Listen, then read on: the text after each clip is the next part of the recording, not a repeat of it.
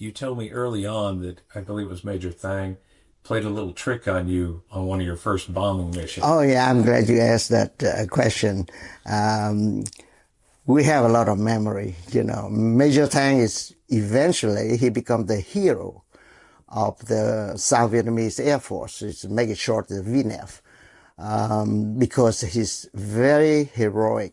The action in the last mission in Pleiku, in Kontum, when he got shot down, and his wingman is the Major Hip. We call Hip VC because his last name and middle name abbreviation is VC. So we call, his name is Vũ Công Hiệp. So we call his nickname is the Hip VC. In our Air Force, in every Air Force, I believe, every pilot have a nickname. And most nickname is not a nice nickname. Like a Major Tang, his nickname in Thang Phunro.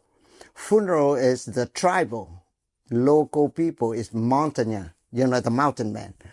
And he looked like he's resemble the mountain man. He tall, big, dark skin, and he's rough. So we nicknamed him the Thang Phunro. He's the one check me out, go back and check me out. It's the combat mission. He do the trick, to get the young pilot like me, they get attention. In the last pass, when we pull the cable and drop on the bomb, that is the procedure, for the last pass, to drop on the bomb, making sure on the bomb is off the wing. I'm so focused because the first mission in the area, so I'm so focused on the bombing, and I dived in, rolling hard, drop the bomb, pull it out, and say, number two is clean. And I didn't hear the answer, and I'm looking for him. He disappeared. I don't see him. And I'm young pilot, fly close formation. He intentionally put me in the close formation all the way to the target, then kicked me out for combat formation just about 1 minute or 30 seconds, before rolling hard. So he intentionally doing that. So I don't have time to check, the environment around me, the checkpoint and that kind of thing. I'm so focused. So when he pulled it up and I don't see him, and I've been, waiting, I hesitate to admit that I lost him. I waited at least, more than 1 minute. And I start talking the radio. I say, it's number one, here's number two. He said, what? What happened? I said, where are you? He said, you lost me? I said, yes, I don't see you. And he chewed me out, nothing left on my butt. Okay, he said, you lost the leader? How could I check you out of combat for in the operation if you lost a leader in the first mission? And then he said, okay, he start making correction for me. He said, start describe the environment around you. So I did, not difficult.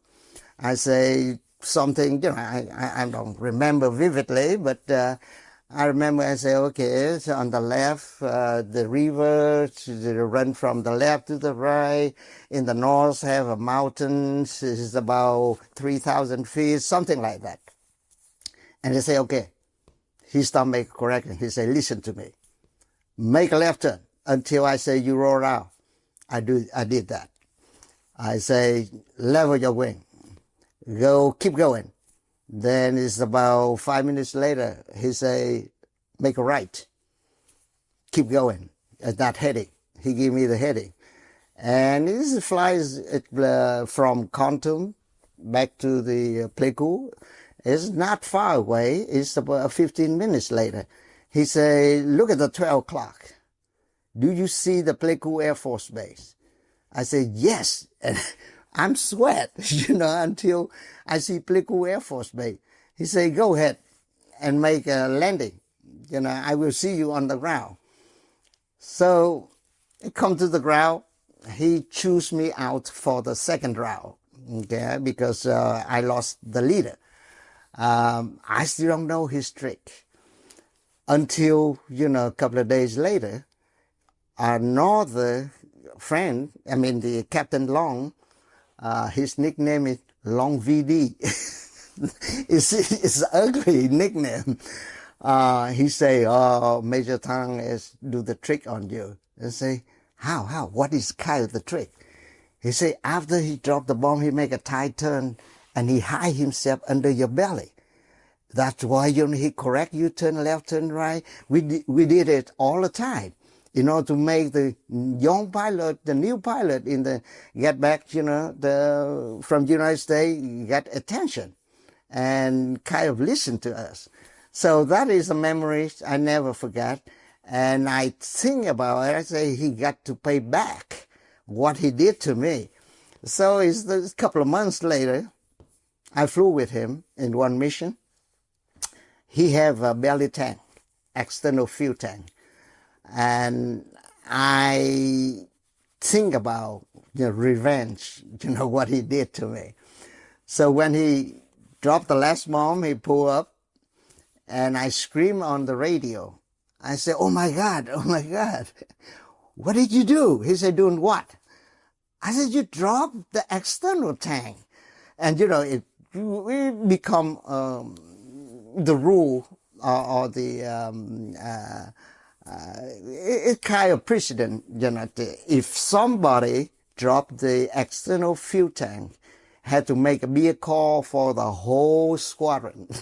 So he know he don't have the salary, left that month for family, because he had to make a beer call for the whole squadron. And he all the way back to Pleiku, he keep, mumble with himself on the radio. He said, "I don't know why I make that stupid mistake." Until he landed, he climbed out, from the wing. And the first thing, he looked under the belly. The belly tank is still there. And Major Tang, he pointed out his revolver and he chased me. And I know it. I saw and I know him, how he react. So I run away and we left, we get back to the squadron, and we're laughing a lot because he thought he had to make a beer call, and eventually he found out, he better off because he haven't made a mistake. But that is a good memory I have with Major Tang, still miss him.